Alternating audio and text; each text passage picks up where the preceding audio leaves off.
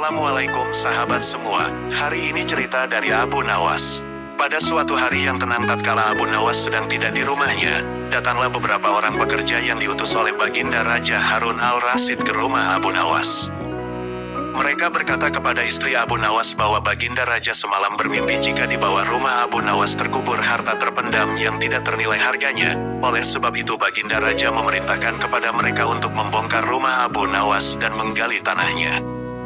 Istri Abu Nawas berusaha sekuat tenaga untuk menghentikan para pekerja Baginda Raja tersebut, tetapi mereka mengajukannya dan terus menggali hingga dalam.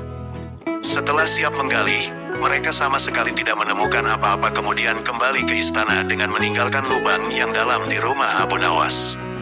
Ketika Abu Nawas kembali ke rumah, alangkah kagetnya ia mendapati rumahnya yang telah hancur dan ada lubang besar di dalamnya. Istrinya pun menemui Abu Nawas menghidangkan makanan untuknya dan menceritakan apa yang telah terjadi pada rumah mereka. Abu Nawas tertunduk sedih mendengar cerita istrinya, ia seketika kehilangan nafsu makannya.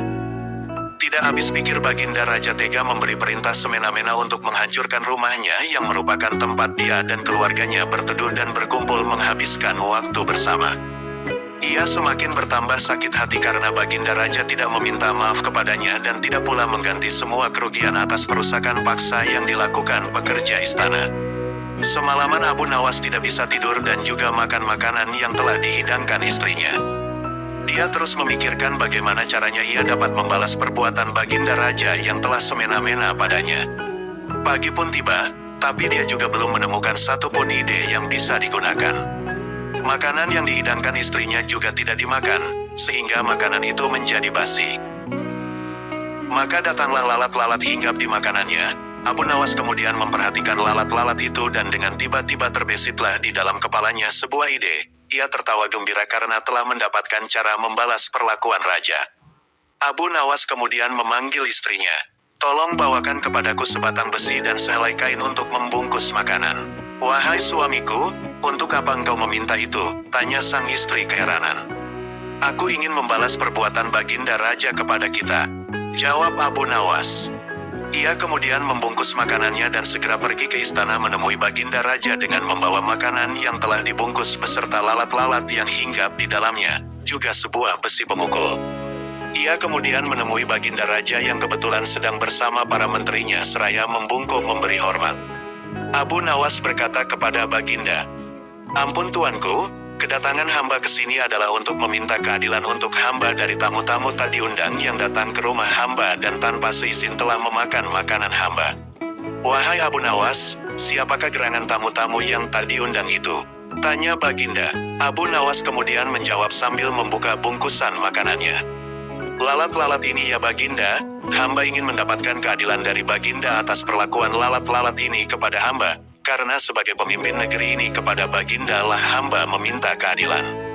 Baginda Raja kemudian kembali bertanya, "Wahai Abu Nawas, keadilan seperti apa yang engkau inginkan dariku?" "Hamba ingin Baginda Raja memberikan sebuah izin tertulis untuk hamba, supaya hamba diberi kuasa untuk menghukum lalat-lalat ini kapanpun dan dimanapun hamba berada," jawab Abu Nawas.